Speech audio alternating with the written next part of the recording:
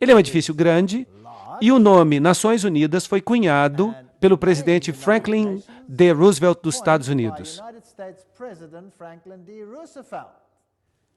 E foi usado na Declaração das Nações Unidas de janeiro de 1942, durante a Segunda Grande Guerra Mundial, quando representantes de 26 nações prometeram que seus governos continuariam combatendo o que eles chamavam de as forças do eixo. Este é um nome interessante, forças do eixo. Hoje há outro eixo contra o qual se combate, e esse é conhecido como eixo do mal. Vocês já ouviram falar disso?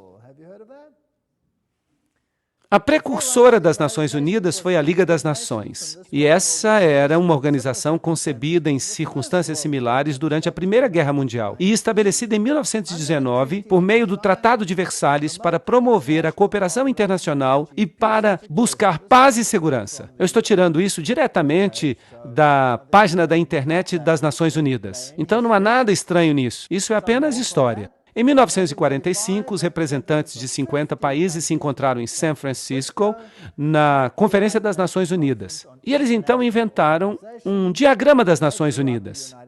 Os delegados deliberaram com base nas propostas formuladas pelos representantes da China, da União Soviética, do Reino Unido, dos Estados Unidos, em Dumbarton Oaks, Estados Unidos, em agosto a outubro de 1944. Foi então assinada no dia 26 de junho de 1945. 50 países. A Polônia não estava representada e se tornou um dos 51 países membros originais. Então ela passou oficialmente a existir em 24 de outubro de 1945, quando a proposta tinha sido ratificada pela China, França, União Soviética, Reino Unido, Estados Unidos e pela maioria dos outros signatários. E no dia 24 de outubro, celebra-se, então, a fundação das Nações Unidas. Agora, vamos dar uma olhada nesse diagrama, nessa proposta das Nações Unidas. Isso é uma história muito interessante. Bem, Arthur Balfour, vocês se lembram desse nome? Nós já o usamos antes. Ele fazia parte dos Apóstolos de Hort. Vocês se lembram de Hort? Ele era o professor que ajudou a produzir os textos gregos que mudaram a ênfase da Bíblia e removeram muitos dos aspectos do poder de Jesus Cristo e da soberania da palavra de Deus. Os apóstolos eram uma sociedade secreta que funcionava naquela época, e Hort era membro e Arthur Balfour também era.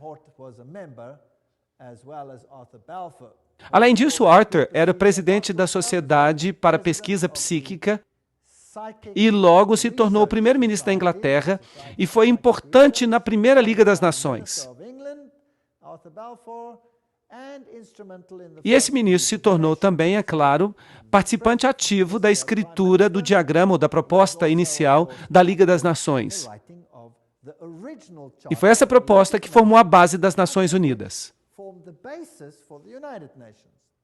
E não somente ele comandava a Sociedade de Pesquisa Psíquica, que tinha encontros frequentes em sua casa, mas iniciou um grupo chamado a Sociedade Sintética, cujo objetivo era criar uma única religião mundial. Essa é uma parte interessante da história. Ele convidou Frederick Myers, da Sociedade de Pesquisa Psíquica, e juntos eles criaram o preâmbulo de todas as religiões. Isso inclui o dogma de que os espíritos que já se foram podem se comunicar conosco. E, obviamente, se você faz parte de uma sociedade assim, você tem que aceitar essa situação. Então vocês percebem que embutido nisso tudo está o desejo de unificar as religiões. Agora vamos dar uma olhada em algumas figuras históricas das Nações Unidas.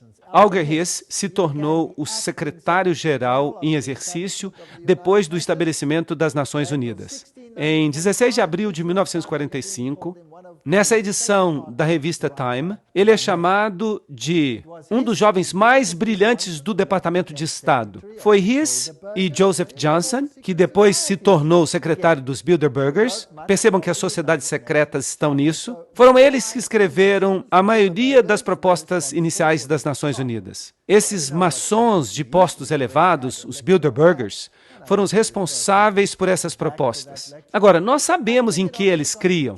Nós já fizemos uma palestra sobre isso e, de vez em quando, eu vou falar dessa palestra. Tendo como modelo a Constituição da Rússia e o Manifesto Comunista, e isso é muito interessante, então a Constituição da União Soviética é quase idêntica à Constituição das Nações Unidas, se vocês não sabiam disso. E aí estão todas as referências. Tudo que eu estou dizendo é citação, eu estou apenas lendo. Então, por favor, não fiquem zangados comigo. Se vocês querem ficar zangados, fiquem zangados com quem iniciou essa coisa. Eu não tenho nada que ver com isso. Lembre-se que eu também falei numa palestra anterior que as pessoas responsáveis por tentar unir todas as nações, colocando-as sob um único governo e por trás dos bastidores, unificar todas as religiões, isso não foi tudo dito em aberto, no domínio público. Isso pertencia mais ao domínio secreto.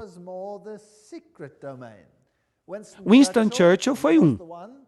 Ele era responsável, claro, depois da guerra, em estabelecer esta organização como um todo. A criação de uma ordem mundial autoritativa é o último objetivo que nós devemos perseguir. E as Nações Unidas formaram parte disso. Charles de Gaulle também foi muito importante. As nações devem se unir em um único governo ou perecerão. Então, todos eles tinham a mesma filosofia.